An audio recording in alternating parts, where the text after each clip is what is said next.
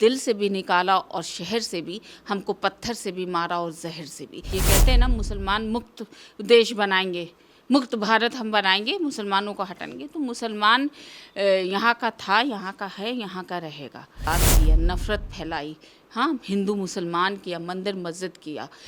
ये सिर्फ मुसलमानों को परेशान करने की मुहिम है। आप देखिए, आरक्षण का बिल ये लेके आए लेकिन पास नहीं किया।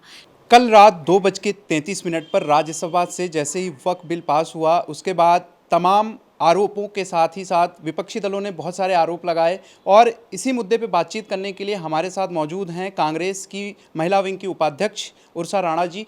बातचीत करने के लिए मैम, आप लोगों ने पूरी तरीके से विरोध किया, आपकी पार्टी ने भी संसद में भी विरोध किया। क्या लगता है कि आखिर ये बिल सरकार क्यों लाना चाहती है?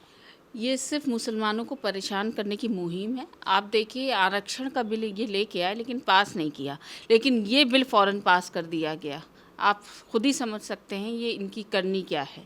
इन्हीं ने सिर्फ मुसलमानों को दबाने का काम किया। ये चाहते हैं कि ये कहते हैं ना, मुसलमान मुक्त देश बनाएंगे, मुक्त भारत हम बनाएंगे, मुसलमानों को हटाएंगे। तो मुसलमान यहाँ का था, यहाँ का है, यहाँ का रहेगा। हिंदुस्तान किसी के बाप का नहीं है और मुसलमानों का पूरा हक है। जितने वो देशभक्त हैं उतने ही हम भी देशभक्त हैं। आपने बात करी, मुसलमानों की बात करी, उनका कहना है कि हम तो गरीब मुसलमानों के हक के लिए लड़ रहे हैं। जो आबादी है 70 से 80% पसमानदा मुस्लिम हैं, महिलाएं हैं, महिलाओं के हक के लिए लड़ाई लड़ रहे हैं। कौन सी लड़ाई लड़ी इन्होंने मुसलमानों के लिए? हम कहते हैं कि कौन सी लड़ाई लड़ी इस देश के लिए। चलिए, मुसलमान तो छोड़ दीजिए आप, क्या किया इन्होंने इस देश को सिर्फ बर्बाद किया, नफ़रत फैलाई, हाँ, हिंदू मुसलमान किया, मंदिर मस्जिद किया। एक शेर है कि हमें दिल से भी निकाला और शहर से भी, हमें दिल से भी निकाला और शहर से भी, हमको पत्थर से भी मारा और जहर से भी। तो इन्हीं ने सिर्फ जहर का काम किया है। ना इस देश की तरक्की हुई है जब से ये हुकूमत यहाँ पे है। आप देख सकते हैं, देश को बर्बाद कर दिया। बुलडोज़र चलता है तो क्यों सिर्फ मुसलमानों पे चलता है? क्यों नहीं उन पे चलता है जो जाके मस्जिदों में घुसते हैं, मस्जिद शहीद करते हैं? क्यों नहीं उन पे चलता है? आज तक चला कोई बुलडोज़र? कोई कार्रवाई हुई? संभल देख लीजिए, जल रहा है। मणिपुर देख लीजिए, जल रहा है। वहाँ औरतों के साथ क्या हो रहा है। बेरोज़गारी पे ये बात नहीं करते, महंगाई पे ये बात नहीं करते। ये महिला सुरक्षा की बात करते हैं, बेटी बचाओ बेटी पढ़ाओ। जब बेटी बचेगी नहीं तो बेटी पढ़ेगी कहाँ से? आपने बात करी, कानून व्यवस्था पे बात करी, सुरक्षा पे बात करी। योगी जी कहते हैं सबसे ज़्यादा सुरक्षित मुसलमान उत्तर प्रदेश में हैं। ये तो आप हमसे बेहतर जानते हैं क्या सुरक्षित है। अब आप आज देख सकते हैं, आप आज आए हैं, हाउस अरेस्ट कर लिया हमें। क्यों कर लिया हाउस अरेस्ट? क्यों हम अपनी आवाज़ नहीं उठा सकते? अगर गलत हो रहा है तो हम उसकी आवाज़ उठा सकते हैं, ये राइट्स हैं। हाँ, तो हम अगर आवाज़ उठाते हैं तो हाउस अरेस्ट कर लिया जाता है, हम पे कार्रवाई कर ली जाती है, हमें तरह तरह से परेशान किया जाता है। पिछली बार भी रमज़ान का महीना था, इतना पाक और मुबारक महीना होता है, उसमें बताइए कहाँ का ये वो है, कानून है या कहाँ का वो है कि आप किसी महिला को परेशान करते हैं। 4 हफ्ते में 4 फ्राइडे, एक महीने में 4 फ्राइडे आते हैं, चारों फ्राइडे को इन्हीं ने हाउस अरेस्ट किया हम लोगों को, हमको। तो ये कहाँ का कानून है? आपने बात करी, कानून व्यवस्था की बात करी।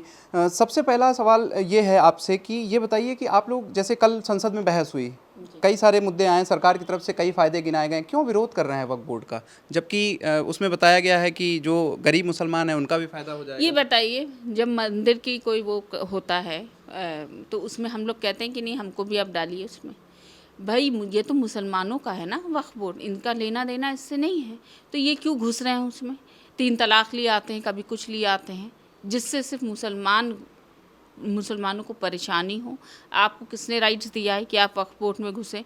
ये तो मेरा और अल्लाह का वो है। भाई, मेरी चीज़ है, हम ये चीज़ अल्लाह के राह में खर्च करना उनका चाहते। आरोप ये भी है कि कई सारी ज़मीनें कब्जा कर लेता था वक्फ बोर्ड, जिससे अब निजात मिलेगी। ऐसे तो इन्हीं ने कितना कब्जा कर रखा है। हाँ, गवर्नमेंट ही ने कितना कब्जा कर लिया है। इनके मंत्रियों से पूछा कि मंत्रियों ने कहाँ कहाँ कब्जा किया है, क्या क्या गलत काम कर रहे हैं। हाँ, नाजायज़ तो आप कर रहे हैं ना, हम नाजायज़ नहीं कर रहे हैं। तो आपको कोई राइट्स नहीं है कि आप मेरे वक्फ बोर्ड में घुसें। हम इसके लिए निंदा करते हैं, हम इसके लिए प्रोटेस्ट करेंगे। इसकी आवाज़ जब तक बंद नहीं करेंगे, ये आवाज़ उठती रहेगी, धरने चालू रहेंगे जब तक इसको ख़त्म, इसको रिजेक्ट नहीं किया जाता। अगला कदम क्या होगा आप लोगों का?